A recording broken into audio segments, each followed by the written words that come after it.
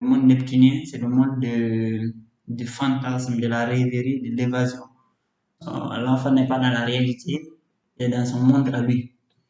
Ça, c'est le monde du Neptunien. Symboliquement, Neptune représente tout ce qui a rapport avec les rêveries et les fantasmes, l'évasion, les réalités.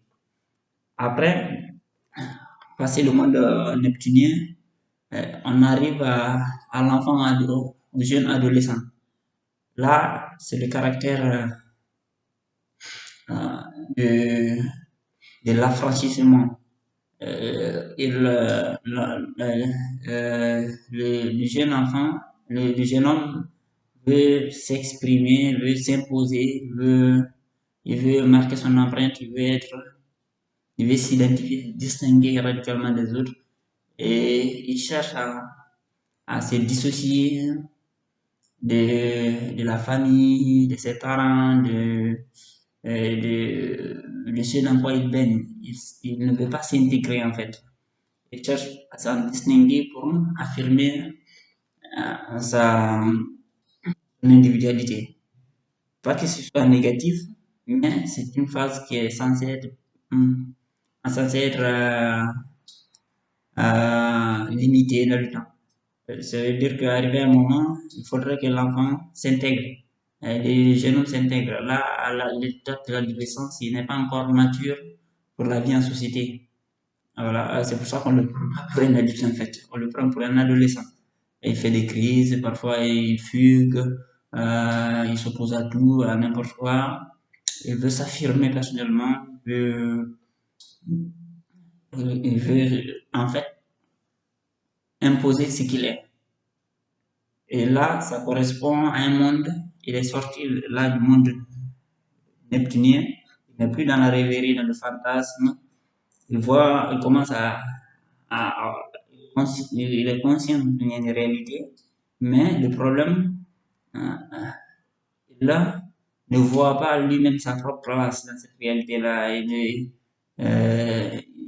Il se sent vague dans cette réalité-là.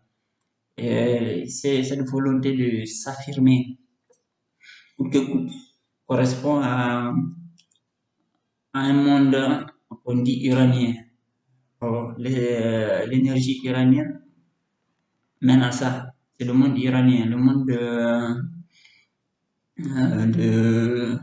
des parias, le monde des cas sociaux, des gens qui sont pas sociables, le monde des hors normes. Euh, voilà. Et donc l'enfant, l'adolescent, il est dans cette phase-là, il est dans le monde iranien.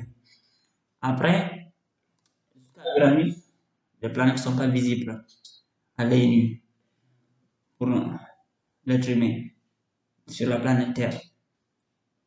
Et là, passé là, la prochaine planète sera Saturne.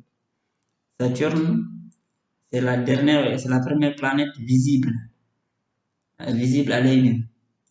Et donc là, en fait, symboliquement, ça veut dire que l'individu entre dans le champ du visible, entre dans le monde visible. Il commence à apparaître dans le monde. Et Saturne symbolise la responsabilité. Essentiellement, Saturne symbolise la responsabilité, les lois, le monde des lois, des règles, et de la discipline. Ça veut dire que l'adolescent, pour passe à la phase, à la phase saturnienne, il entre dans le monde en tant qu'individu respectable, respecté, un individu à part entière qui devient un être adulte. Il faut